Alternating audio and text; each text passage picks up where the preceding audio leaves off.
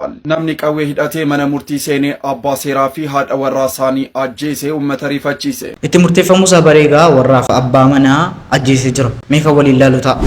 Banne. Mee sinunduru bakka sarkiin dhaqaa daabba boomaa fi Oromoo jaa. Mucattii kana gawaan hin taane itti godhaa viidiyoo qullaasii waraabuudhaan miidiyaa irra gadhiisanii jiru. Qofaa dammoo ani akkaataan viidiyoo itti raanarraa horaabbame. Isinis gaa akkas miidiyaa irra baatee dubbataa jirti. Dubartoonni waan kanaan dararamaa qarshii isaanii baasaa jiran hedduutu jiru. Mee kana irrattis kan waliin mari'annu ta'a. Asii qabe. Maal qaalicha yeroo tobbatamutti moo? Assalamualaikum ahlan wa sahlan. Assalamualaikum ashamar kafuni hordoftotaaf kabajamtoota Oro Show ahlan wa sahlan wa marhaban. Baranjara miti Arabi fi baranjara miti Oroko meme barata jara na waan tokko natti himtu isinii galee guyyaadhaan gisee deddeebinu waan tokko fakkeenyaaf adda meme akka jaalallee ofiittiin jechuun fakkeenyaaf amma yoo jaalallee mucaa madaamii dhabbasanii jechuun jaalallee araba dhabbasanii jechuudha. Jaalala keessan akkamitti ibsattu meme isa komentii danaaf ka'a. Jaalallee araba dhabbaste waan arginaan hin jedhina akkam akkamnaaf jiru jireenya aafiyaan jiin akkam madaamiin isin cinqaan jirtu miti yeroo baay'ee natti mattula natti madda ammas rakkoon qabu isin cinqaan jirtu miti yoo isin cinqite natti dawwala maaliifuu akkasii natti dawwalu akka hin raanfanne. Egaa har'as viidiyoo karaatiin isinii deebi'eetan jira. Viidiyoo kaleessa irratti hedduu keessattuu na boonsistan isinii galee maaliif na boonsistan? Nu jala baddee ansi yaadee du'uu fi waan argee gisee jettan jechaadha. Bakka waan nanatu isin qaqqabachuu kooti bagan isin qaqqabadhee malee kanaan booda rakkoon qabu laayikii keessaniinis jaalala keessan naa ibsaa jirtu hedduu tokko isin galateeffachuun barbaada. Warreen muqir chaanaalii kanatti haarawaa taatan subscribe godha. Wanni tokko isinitti irratti 60 galuu fi baay'ee osoo addaan kutuu dhiifne 100 seenna turre. Oromoon garaa walitti hin jabaatee nan beeka isinii galee 100 seenna turre viidiyoo kanaan meeme. Subscribe hundi keessan like akka hin raanfanne. Oroko inni kan kuna fuudhee akkas godha laala.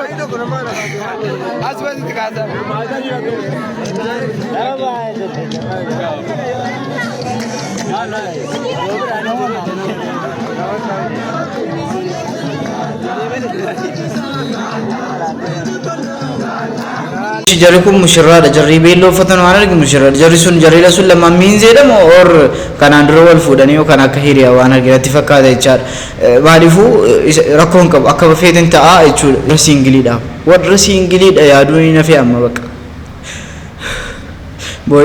boydufu atoko toko baka duniya kana baka fata jechu dum akasma ni lala orogo lala.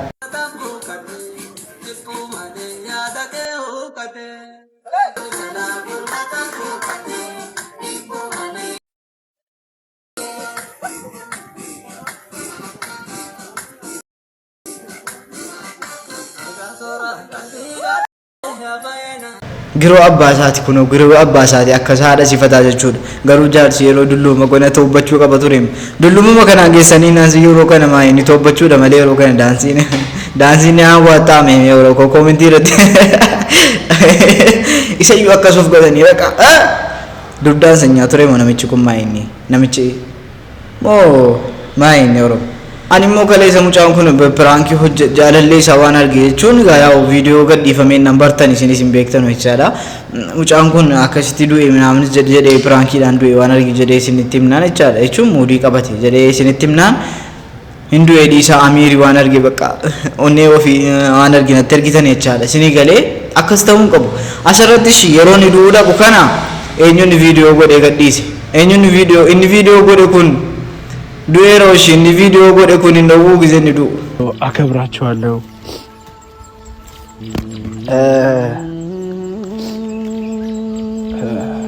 ወንድ ልጅ አይፎክርም ሰርቶ ያሳየዋል እንጂ ምንም የሚፎክረው ነገር የለም።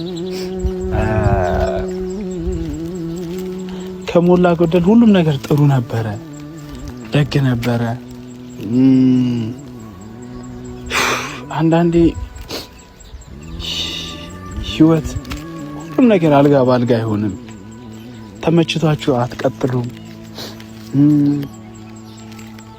የተለያዩ ነገሮች አሉት እና በቃ ምን ልላችሁ እንደምችል ራሱ ግራ ገባኝ።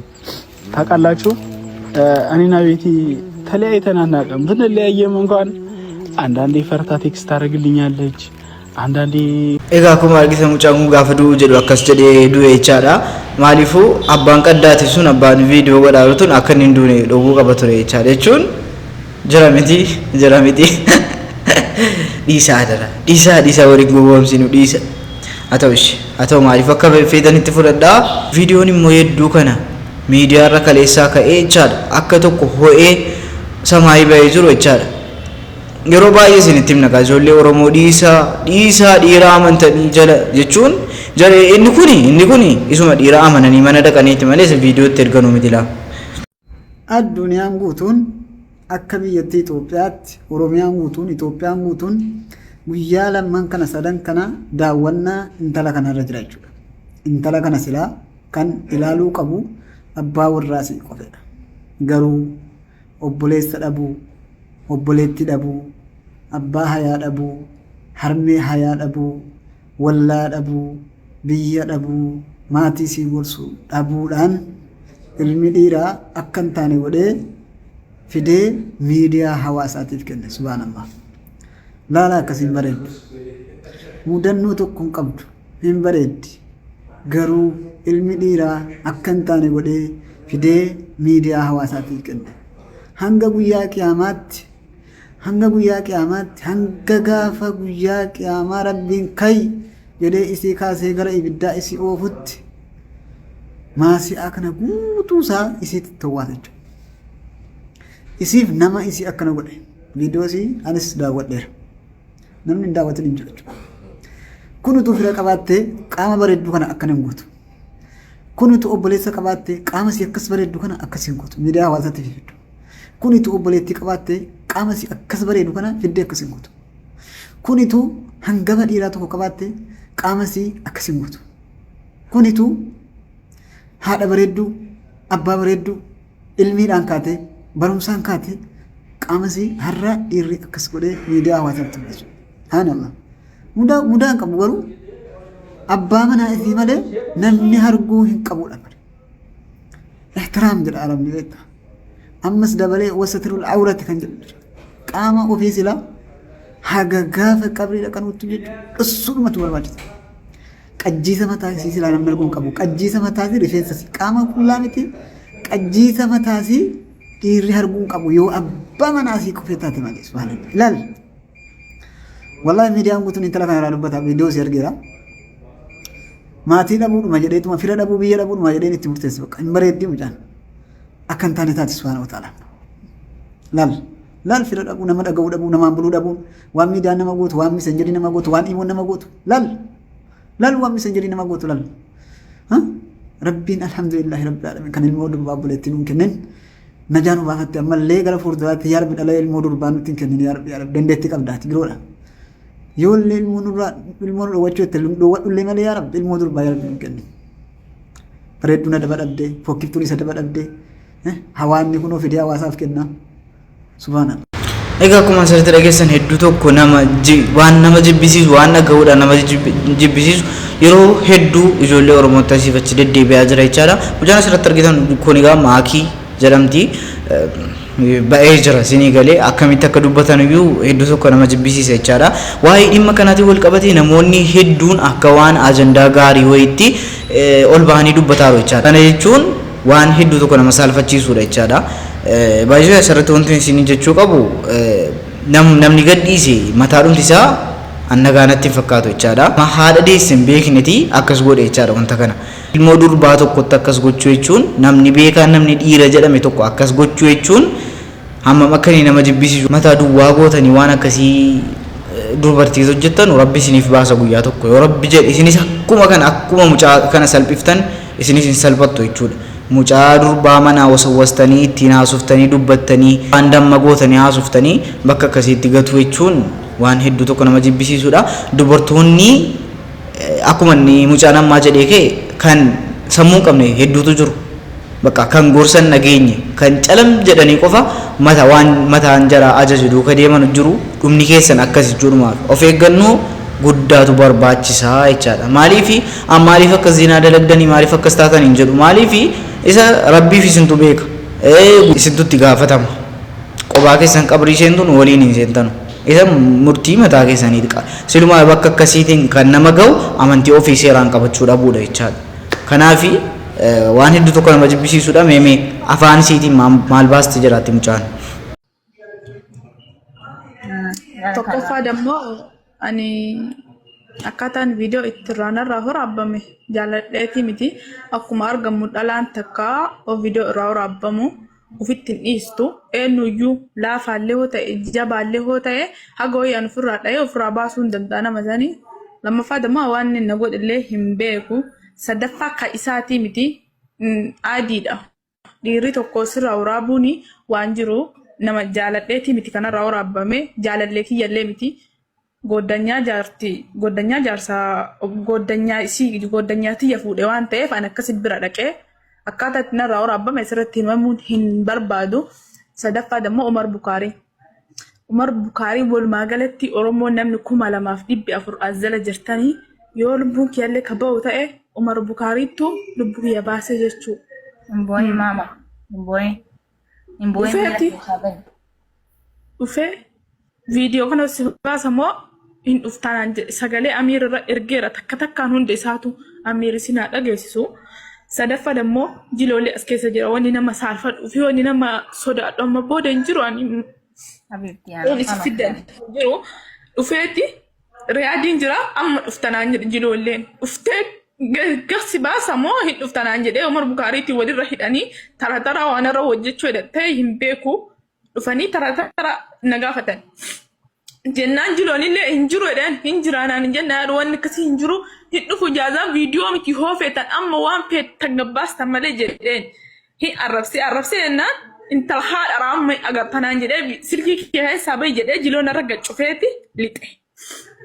Umar Bukaarii dhufee hin agarta bada cittaantitti fuula cittoonaan jedhe diqaalaan ilmi dhiiraa ana dhufanii viidiyoo akka itti narraa waraabame isin hunduu argitaniirtanii ani laffannarraa waraabame. Egaa akkuma asirratti dhageessan dararees ta'uu danda'a akka godhees ta'uu danda'a mucaa kanarraa riikardi godheera. Atuusiin bakka kanatti argamtee bakka hin taanetti argamtee waan hin taane wajjin hin goone addii kanaan hin geessu. Tokkoffaa badii guddaasaa isitti muru. Lammaffaa yeroo deemnu immoo konfidensiidhaan miidiyaa kanarra baatee akkas jechuun dubbachuu dhumti hedduu tokko yeelloodha. Achumaan dhiisuu qabda turte jechaadha. Achumaan baduu miidiyaa kanarraa jechaadha. Gara biraatiin immoo wanti hin jedhu kun hariin waa buusuudhaaf osoo hin taane inni laayivii irra taa'u ajandaadhuma uumuudha jedhee jechaadha. Namni nama yaadee yeroo kana miidiyaa irraa akkas laayivii irra taa'ee banatee taa'u hin jiru. Wanti asirratti jechuu barbaadu ijoolleen waan akkasiitiin dararamtanii qarshii keessan ijoollee dhiiraatti baasaa jirtan haala dandeenyuun keessoodhaan dudubbannee ijoolleen beeku kontaakti godhee bakka jirtan informationii waan jiru keessoodhaan wal mari'annee haala iccitiin keessan piraayiveesii ta'een dhokataa ta'een jechaadha. Kan xumuru ta'a ijoolleen waan akkasiitiin dararamaa jirtan qarshii keessan baasaa jirtan waa hedduutti dhabuu keessaniin dura keessoodhaan waan tokko akka dubbannuuf bilbila kanaan naan dubbadhaa jechuun barbaada. Rabbi waan akkasiirraa isin haa eegu. Mee amma obboleettii keessan bareedduu kana yeroo isin akkas salphattee miidiyaa irratti ilaaluun namatti tola.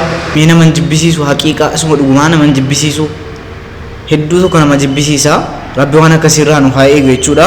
namni qawwee hidhatee mana murtii seenee abbaa seeraa fi haadha warraa isaanii ajjeesee uummata rifachiise. Namni tokko qawwee hidhatee mana murtii seenuu danda'uun isaa sirni nageenyaa fi sakatta'insa manneen murtii hangam akka laafaa ta'e kan agarsiise. Gochi kun kan raawwatame guyyaa har'aa ganama mana murtii sadarkaa duraa hoolata aanaa Walmaraa keessatti dhimma falmii qabeenya haadha manaa fi abbaa manaa irratti murtee darbee dubbisaa kan turan abbaan seeraa Warqee Fakkansaa dubbisaa osoo jiranuu tasaa abbaan dhimmaa itti murtaa'uusaa yommuu baru rasaasa baafachuun abbaa seeraa fi haadha manaa isaanii waggoota dheeraa waliin jiraatan adde Almaaz Mokonniinitti dhokaasuun lamaan isaanii dhaddacha irratti ajjeesuun beekamee jira.